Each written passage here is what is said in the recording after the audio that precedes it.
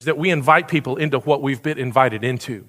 We invite people into what we've been invited into. That is a story. We are inviting people into a story. We are inviting people into a rescue. We are inviting people into a triumph. We are inviting people into a kingdom. We are inviting people into a life.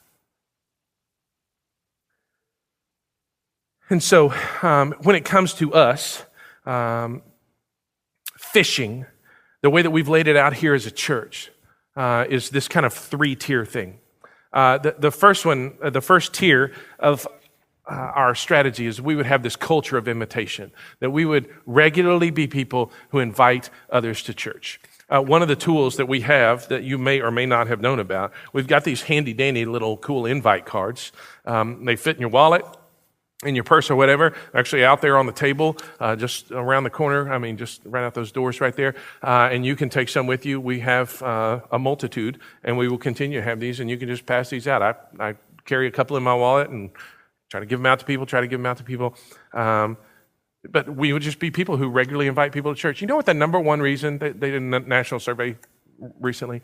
You know what the number one reason people don't invite other people to church? You know what that reason is?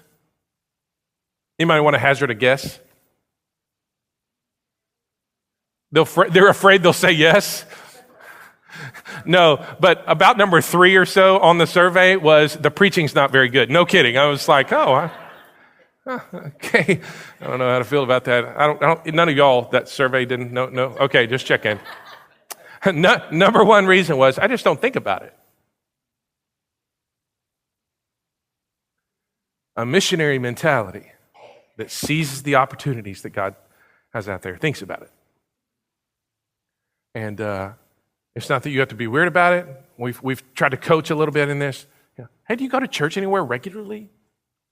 No? Man, we'd love to have you. The preaching's not very good, but I mean, the rest of it. We'd love to have you sometime. Here's some information. Put my phone number down. Call me if you need to, okay? That kind of thing, okay?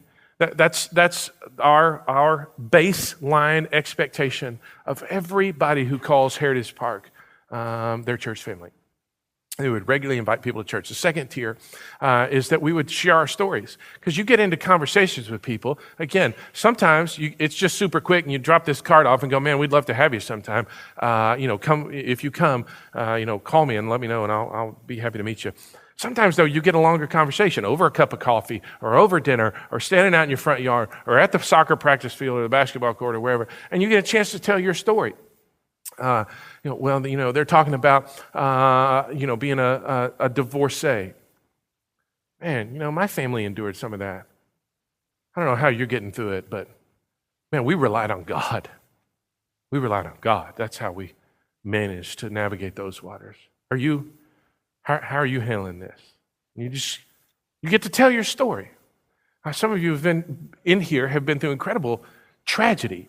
Some of you have been through trial that ended in a positive way. But you have been given that particular story by God to share with others at the appropriate time. So I want to encourage you to do that. And the last one is you get to share the gospel with people, which is an incredible thing. When you invite others to church, it opens up doors to tell the story. When you tell your story, people say, well, how in the world would this... how could this even be true? Well, let me tell you how it's true. Because there's a God who loves you and me so much that he gave his life for us on the cross. And he lived the life that we could never live, died the death that we should have died, and rose again in triumph because he loves us so much. And he offers eternal life to anyone who puts their trust in him. And you get to share that story and invite them to follow Jesus. You get to share the gospel.